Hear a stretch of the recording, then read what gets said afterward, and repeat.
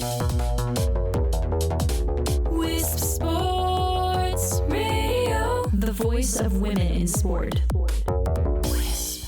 Hi, and thank you for downloading the WiSP Sports Desk podcast. We're here every week bringing you the very latest in women's sports news from around the world. I'm Chris Stafford. And I'm Nancy Gillen.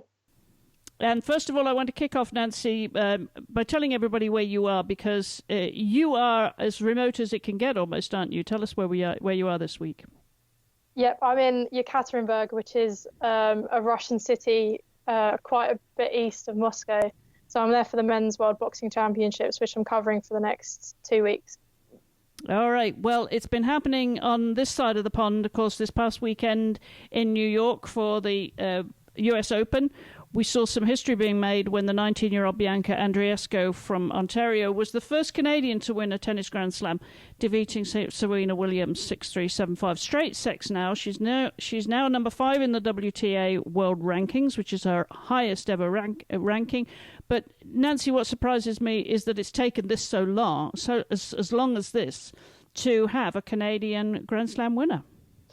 Yeah, no, I agree. I think it is quite surprising because it's not like they're really absent from the tennis world at all.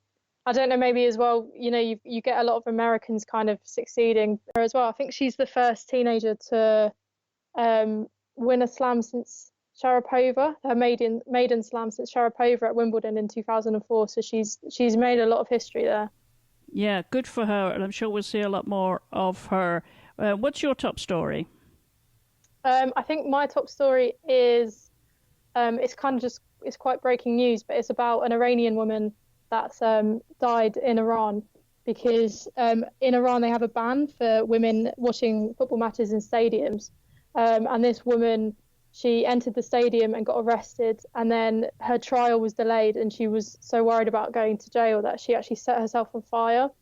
And then she has died from those injuries. So that happened a week ago, and she's died from that today. So obviously that's really tragic news, but there's just a massive increase of pressure on FIFA now, I think, to try and end that ban. And I know they've been working on it for quite a while now, and I think they got a concession from Iran that they would let women into their FIFA World Cup qualifiers in October. But now this has happened, I think it's kind of, you know, it's brought the situation to another level. It's now, you know, humans are losing their lives over it. So FIFA, I think, are going to have to get something out of Iran pretty soon. Otherwise, surely they're going to have to, you know, ban the federation or do something to make sure that women are actually allowed to watch football matches in stadiums there. Yeah, clearly it's an absolute tragedy. Something really has to be done. And sorry we have to start the show on such a sad note, but we'll follow that story, as always, of course, right here on the WiSP Sports Desk. I need to give a mention to, in my sport, Nancy, British eventer Pippa Funnell in MGH Grafton Street were the winners last weekend of the Land Rover Burghley Horse Trials. This was 16 years after Pippa's first win. She's been in the sport a long time. She's now 50 years of age. But she did it with the narrowest of margins. She finished on a score of 30.8, beating her good friend, Piggy French, the badminton winner, who also had one fence down in the show jumping on Sunday on 30.9. So really that was the tightest of margins I think I've ever seen in the sport, and I've been following it a very long time. But it was thrilling to see Pippa win. So kudos to her, because she's really showed how longevity is possible in equestrian sport. You can just keep going if you can find the right horse.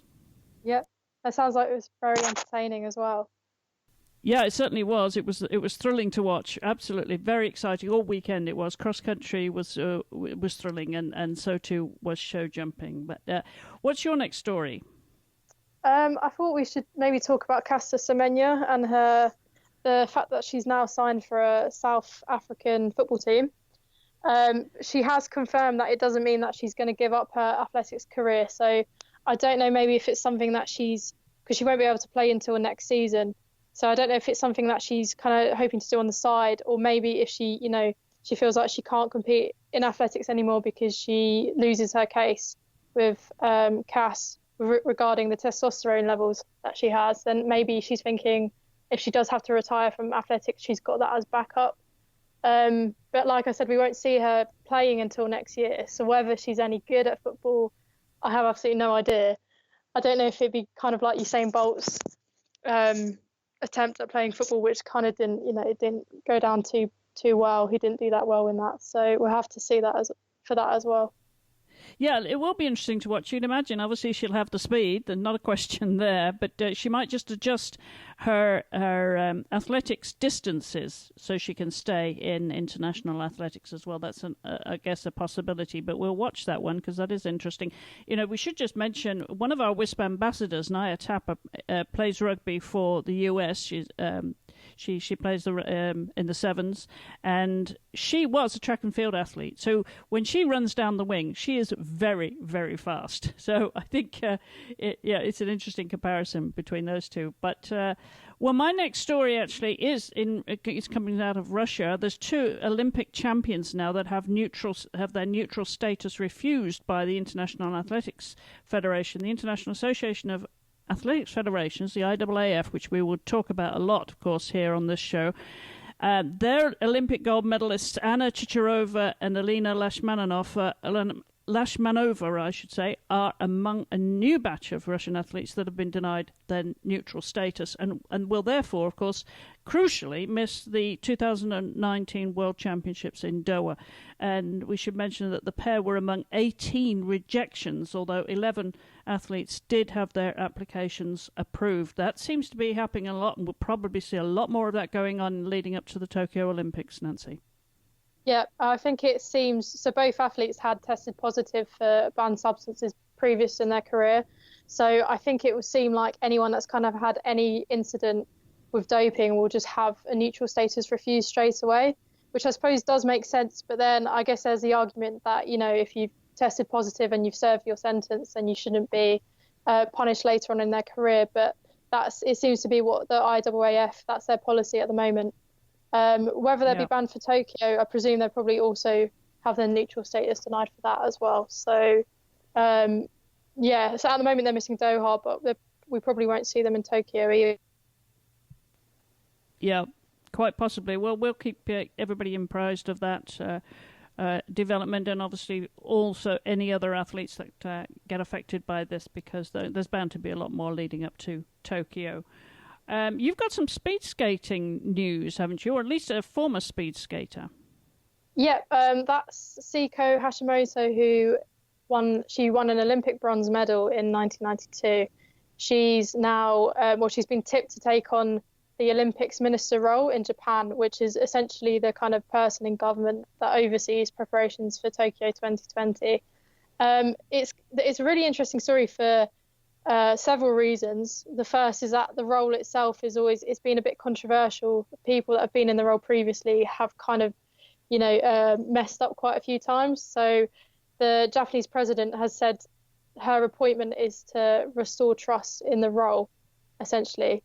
But then Hashimoto herself has also been subject to some controversy because she, at the Sochi 2014 Winter Olympics, she was seen kind of embracing one of the figure skaters, and a Japanese magazine ran with it, and there were allegations of sexual harassment.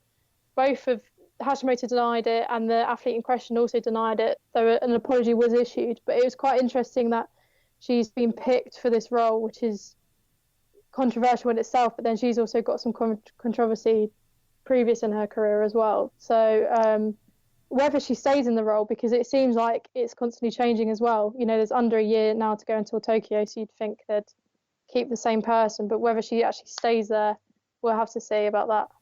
Yeah, we'll follow that, of course. And finally, one more story also about Tokyo affecting the Korean hockey team. Mm-hmm. Yeah, that's about a unified women's hockey team at Tokyo, which has been promised. I think there were a few sports like judo, rowing, and women's basketball, I think, that said they would try to field a unified team. Women's hockey, everyone had written it off because the North Koreans kind of refused to train with the South Koreans for a qualifying tournament earlier this year. So South Korea just competed at that by themselves without North Korea. So because of that, it was presumed that there wouldn't be a unified team at Tokyo. But now it's come out that actually the two teams are still kind of undergoing discussions. And then if South Korea do qualify for the Olympics, the IOC, the International Olympic Committee, could still approve a unified squad. So we could still see a unified North and South Korean hockey team in the women's competition at Tokyo next year, which would be, I think that'd be good. That'd be a good move. There's been a few unified teams already, so that it'd be good to see that happen in more and more sports. Yeah. All right. Well, again, we'll keep on top of that story as always. And you're there in Yekaterinburg, as you pronounce it. Is that right? Yekaterinburg, Russia. Now, you've right it, yeah. For a little bit longer, and covering the men's boxing, because that sport in itself is not without its controversies, is it? With the governing body getting in quite a pickle, we could say. Yeah, they've been. I think I wrote a blog about it earlier this week, saying that they'd probably be quite relieved almost that the World Championships have come around, because the governing body have been so in the limelight. They've changed leader. They've been banned from organising the qualifying competitions for Tokyo. So they've just had a lot of negativity. So I think they'd be hoping that the competition here is entertaining. It has been so far as well. So yeah, they'll be relieved that the spotlight is finally on boxing itself, I think. Any other stories that you're following this week before we catch up with you again in Yekaterinburg next Wednesday? No, not at the moment. I am reporting on the women's boxing in a month's time, so I'm kind of keeping my eye on that, because I've seen some team announcements and so on, but there's nothing of note that's come out about that yet, but I'm sure that will develop over time. Okay, super. Well, we'll be back in a week's time, as I said. Nancy there in Yekaterinburg, Russia, covering the boxing, and me, Chris Stafford, here in the US. Until then, Nancy, stay safe out there. Enjoy Russia if you can, and we'll see you back here next week. Thank you. Thank you for having me. Thank you. And, of course, don't forget to follow us on social media, Nancy_Gillen on Twitter and Instagram, and we are, of course, at WiSP Sports. So share the love out there, and follow our show notes, as always, on the website at wisports.com. And we'll see you back here next week. Thanks for listening.